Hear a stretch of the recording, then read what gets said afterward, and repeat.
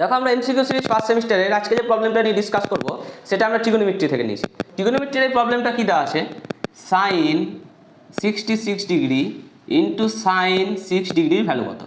দেখো এই প্রবলেমটা করার জন্য আমরা কি করব, 2 দিয়ে ভাগ করব এবং 2 দিয়ে গুণ করতে পারি। তাহলে কত হয়ে যাবে, 2 sine 66 degree into sine 6 degree. এটার একটা কি ফর্ম্যাটে চলে এলো বলো তো, 2 সাইনে সাইন বি ফর্ম্যাট না, আর 2 সাইনে সাইন বি মানে কত হয়, cos a minus B minus cos A plus B.